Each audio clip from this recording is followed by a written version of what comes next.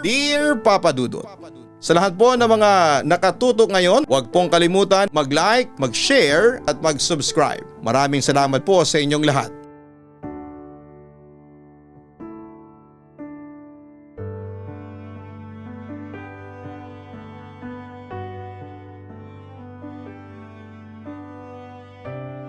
Kumusta po kayong lahat? Tawagin niyo na lamang po ako sa pangalang Joffer. 30 years old na sa ngayon at isa akong kilalang adult content creator sa ibang pangalan. Isa rin akong escort at dating callboy. Dito ako nakatira ngayon sa San Juan kasama ang aking mga magulang na matatanda na at parehong may sakit. Si mama ay bedridden ngayon dahil sa stroke. Same with my father na hindi na rin makatayo at makalakad dahil din po sa stroke.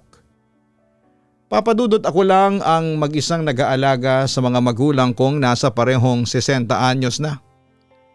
Hindi ko naman maasahan ang 4 na nakakatanda kong kapatid sa pag-aalaga sa mga magulang ko. Sapagkat may sarili na silang pamilya. Kaya kahit na bunso ako, sa akin iniatas ang responsibilidad sa aking mga magulang. Sabi naman ng mga kuya at ate ko, kung nahihirapan na raw ako sa pag-aalaga kina mama at papa, ay dalhin ko na lang daw ito sa home for the aged. Pero hindi, Papa Dudut. Hindi ko kayang iwan ang mga magulang ko dahil mahal na mahal ko sila.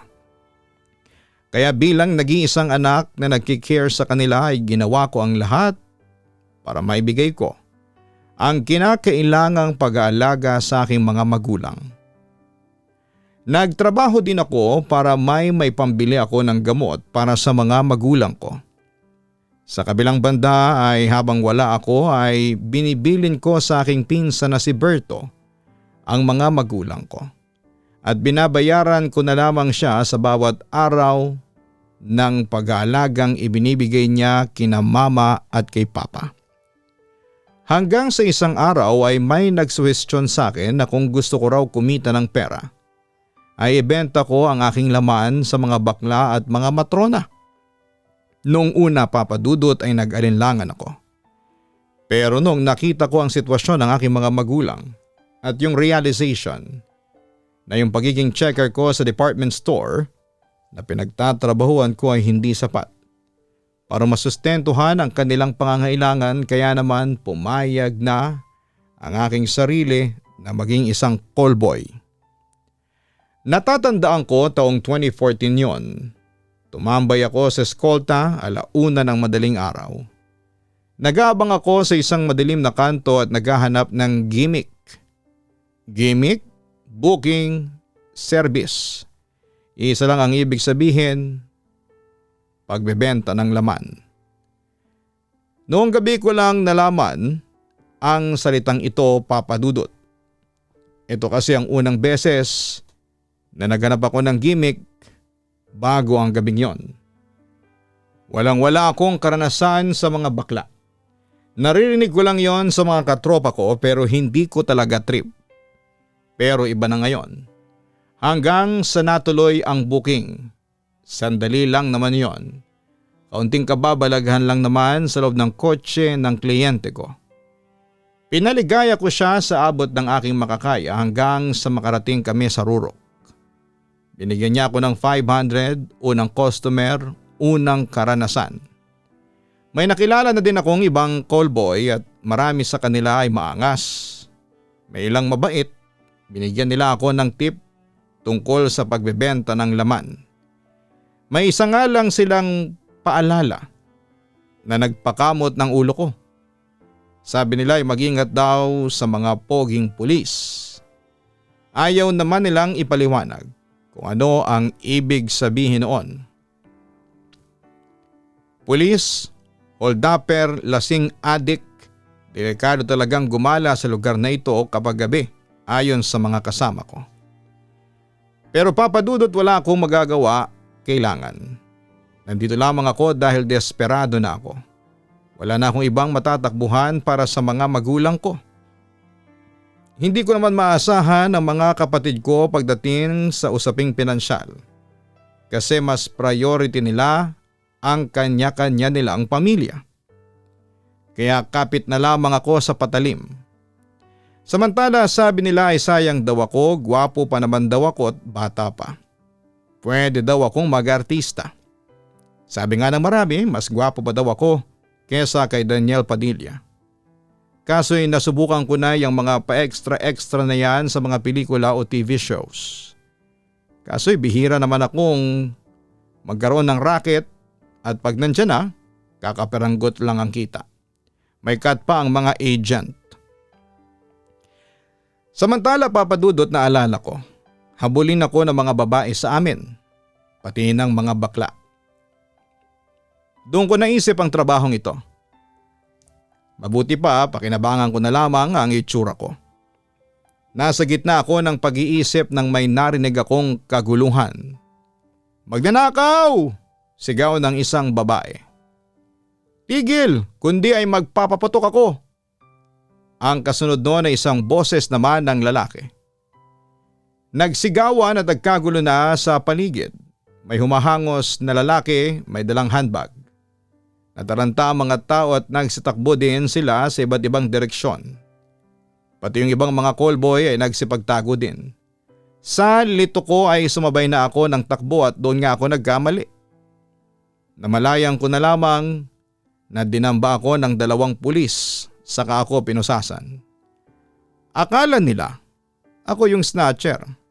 Nakapuslit yung tunay na salarin. Sa presinto nakakulong ako sa loob ng isang maliit na kwarto. Nakaupo ako sa isang silya sa ilalim ng nakakasilaw na bumbilya. Nakapatong sa hita ko ang mga kamay ko at nakaposas.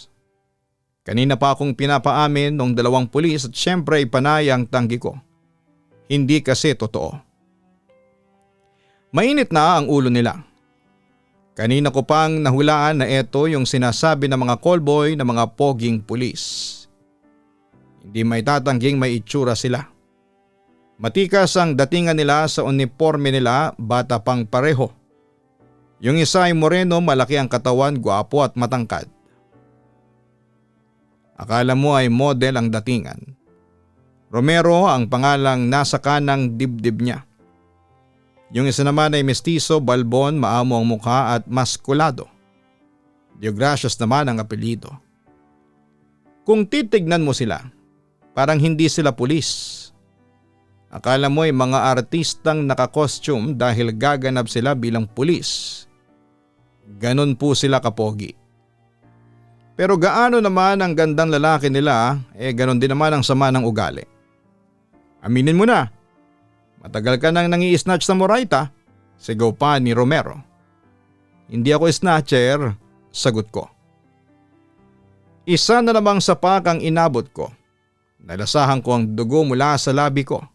At hindi ko na mabilang kung pang ilang sampal at suntok ang natanggap ko mula kanina pa. Alam ko na mali ito at hindi nila ako dapat tinotorture ng ganito. Wala naman akong mahinga ng tulong dahil kaming 3 lang ang nasa loob ng presinto. Anong ginagawa mo doon ng ganong oras? Mahinahon na tanong ni Deogracias. Nagko-callboy, bulong ko. Ano? Lakasan mo! Sigaw ng pulis na si Romero. Nagko-callboy, naiiyak kong sagot. Maniwala ako sa iyo. Ang sabihin mo nandun ka para mang-snatch. Hindi po totoo. Callboy ako. Naghihintay lang ako ng customer kaya nandun ako. Callboy ha? Nakangising sabi pa ni Romero. Nagtinginan sila at ngumiti. Parang nagkakaintindihan sila sa tinginang iyon. Callboy ka ba talaga? Hindi ako naniniwala. Opo. Kung ganon patunayan mo, sabi pa ni Deogracias. Po? Papaano po? Patunayan mong callboy ka. Napansin ko na lamang na nagsimulang magtanggal ng sinturon si Romero tapos ay binaba niya ang pantalon. Sabay na ang underwear. Hindi ko akalain na gagawin niyo ng isang pulis. Hinablot ako sa kuwelyo ni Deogracias at tinulak sa harapan ni Romero. Napaluhod ako sa sahig sa lakas ng puwersa niya. Tingnan natin kung hanggang saan ang kaya mo. Gawin mo na, utos pa ni Romero. Po, nang mga sandaling yon ay naguguluhan ako. Pero nag-sink in din sa akin ang gusto nilang ipagawa sa akin. Ang weird lang kasi nasa loob kami ng isang kwarto sa loob ng police station. Nakaramdam ako ng tadyak sa tabi ng ulo ko. Natumba ako. Sinipa ko ni Deogracias ang lakas ng tama dahil nakaboots siya at nahilo ako. Sabi mo callboy ka. Niloloko mo yata kami, sabi pa ni Romero. Hindi po. Totoo po na callboy po ako. Patunayan mo nga, galit na wika ni Romero sa akin. Nagalangan ako at sisipain na sana ako ulit ni Deogracias kaya bumangon na ako at lumuhod sa harapan ni Romero. Kung ito lang ang paraan para mapatunayang nagsasabi ako ng totoo ay gagawin ko na. Napilitan akong sumunod. Noong unay nasusuka pa ako sa ipinapagawa niya sa akin. Pero naramdaman ko na lamang ang isang hampas ni Romero sa aking ulo. Naisip ko na panindigan ko na ito. Pinilit ko ang isang nakakadiring gawain. Pero naalala ko na hindi ako matatawag na ganap na callboy kung hindi ko yon gagawin. Kaya naisip ko na hindi ko kayang sikmurain ang pagiging callboy. Pero nang mga sandaling yon ay kailangan kong mapasaya si Romero para hindi na ako saktan. Nakasalalay sa mga pulis na ito ang buhay ko. Habang ginagawa ko yon ay napansin kong naguhubo na rin si Deogracias. Ako naman, aniya. Nagulat ako at hindi makapaniwala sa kanyang ginawa. Pinagawa rin niya sa akin ang nakakasukang ginawa ko sa kabaro niyang pulis. Bagamat umiiyak ay napilitan na rin po akong gawin yon kay Deogracias. Hindi nagtagal ay sunod-sunod ang pambababoy ang ginawa ni na Romero at Deogracias sa akin. Sa pilitan nila akong hinubaran. Nagpupumiglas naman ako pero sadyang malalakas ang dalawang lalaki. Sumigaw ako ng sumigaw noon pero nagtaka ako kasi kahit na anong ingay ko ay walang nakakarinig sa amin. Hanggang sa mapansin ko na lamang na soundproof pala ang buong kwartong pinagdalhan sa akin. Kumbinsido ka na nagsasabi ito ng totoo? Tanong pa ni Deogracias kay Romero. Hindi. Duda pa ako. Hindi magaling sumubo eh. Natatawang sagot pa ni Deogracias. E di subukan pa natin. Suwestyon pa ni Romero. Tinulak ako ni Deogracias hanggang sa mapahiga ako sa sahig. Tapos ay sabay silang nagtanggal ng uniforme hanggang hubotubad na sila. Kung hindi ko lang nararamdaman ang galit at sakit ay siguro'y hahanga ako sa dalawang ito. Siksik na siksik sa muscle ang mga katawan. Pati mga abs nila ay umuumbok. At dumating na nga ang pinakakinakatakutan ko. Pinosasan nila ako habang nakahilata ako sa sahig. Yung mga kamay ko ay nasa ibabaw ng ulo ko't nakaposas. Para hindi ako sumigaw ay kinuha pa nila ang punit na t-shirt ko at sinaksak sa bunganga ko. Natakot na ako. Sumenya si Romero na simulan na niya. Napasigaw ako sa sakit nang maramdaman kong may pumasok sa katawan ko. Sa sobrang hapdi ay halos mawala na ako ng malay. Pero nagbanta si Romero na kapag nawalan ako ng malay ay sisiguraduhin nilang hindi na ako magigising. Kaya natakot na ako para sa akin. Kahit na matinding sakit ang ginagawa nilang pambababoy sa katawan ko, ay sinisigurado ko na hindi ako mawawala ng malay. Samantala matapos babuyin ni Deogracias ang katawan ko, ay lumapit si Romero at persahang hinawakan niya ang pisngi ko. Pawis na pawis ako noon at namimilipit sa sakit pero tiniis ko yon. Mukhang nag-i-enjoy ang bata natin ah, sarkastikong sabi pa ni Romero habang may hinahawakan siyang maselang parte ng aking katawan. Ako naman, dagdag pa niya. Nakita ko namang napailing si Deogracias. Halatang nabitin. Humugod siya at nang silipin ko ang maselang parte ng katawan niya ay balot ito ng dugo. Kinuha niya ang pantalong ko at ginamit itong pampunas. Si Romero naman ang bumaboy sa pagkalalaki ko.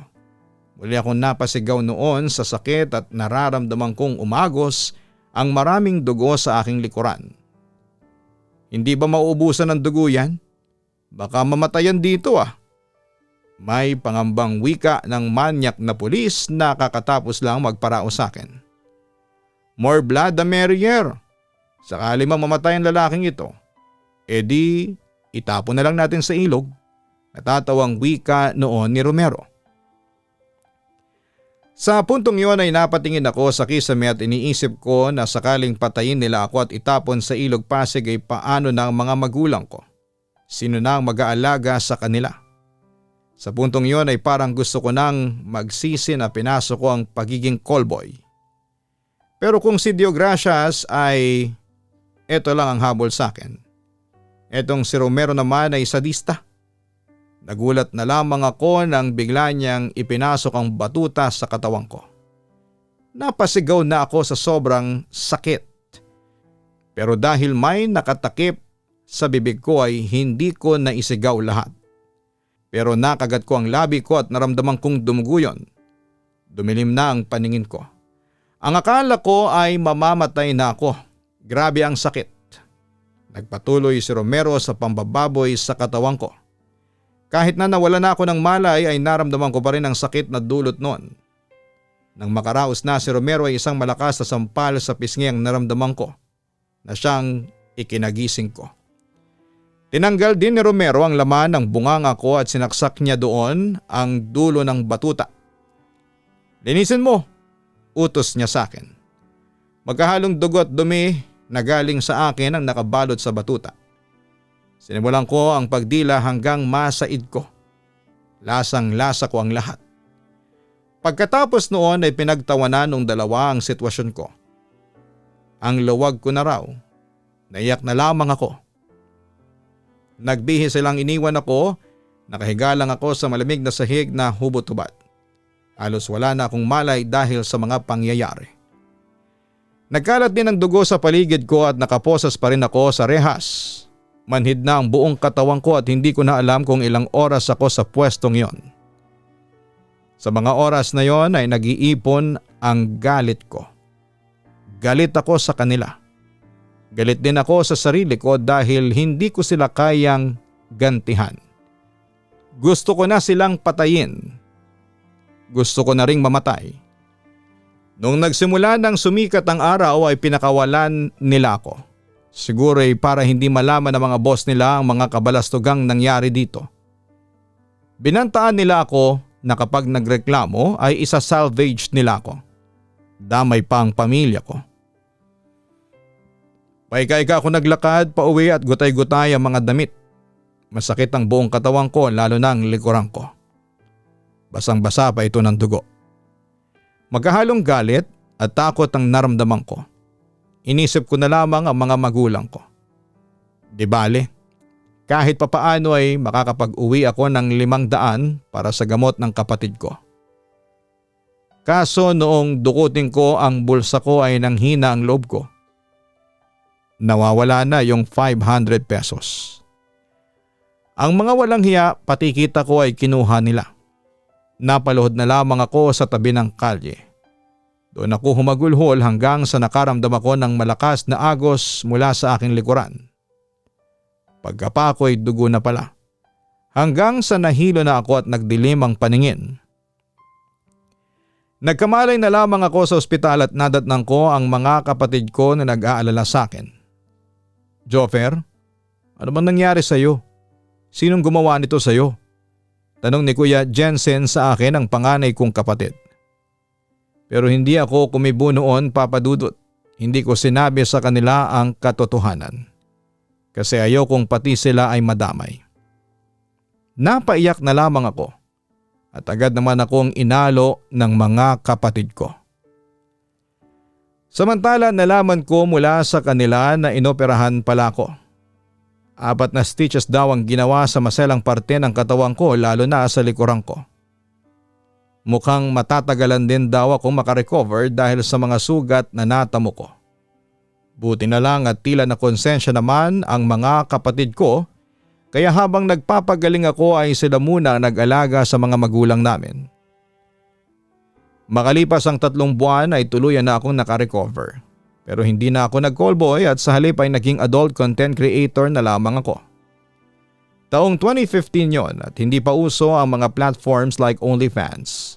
Pero may mga adult sites na available kung saan ay pwede kang mag-upload ng sarili mong mga videos. Nung una'y nahihiya pa akong i-reveal ang mukha ko. Pero na-realize ko na mas malaki ang kikitain ko kapag nilabas ko ang aking mukha. At yun na nga ang ginawa ko and the rest is history. Sa ngayon ay kilala na ako sa outer world at nagkalat na rin sa Twitter, Telegram app at iba pang mga adult signs sa mga videos ko. Pinasok ko na rin ang pag-i-escort sa mga kilalang tao. Katunayan ay meron akong 2 closet na politicians ng Pilipinas na napagsilbihan ko na. Alam ko na kilala nyo sila kasi recently ay na-question ang kanilang gender at trending pa nga ang isa. Samantala hindi ko makakalimutan yung 2 pulis na bumaboy sa pagkatao ko.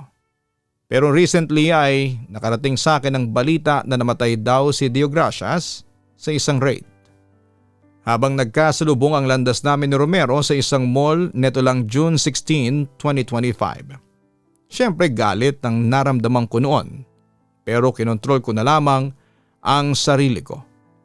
Kinumusta niya ako at nagulat ako kasi updated pala siya sa akin at isa raw siya sa mga subscriber ko sa OnlyFans. Sinabi rin niya sa akin na natanggal siya sa pagpupulis dahil sa sexual assault at nakulong ng 2 taon bago pinawalang sala. Nagwo-work na raw siya sa isang sindikato bilang hitman. Tapos ay inalok niya ako ng malaking pera para paligayahin ko raw siya.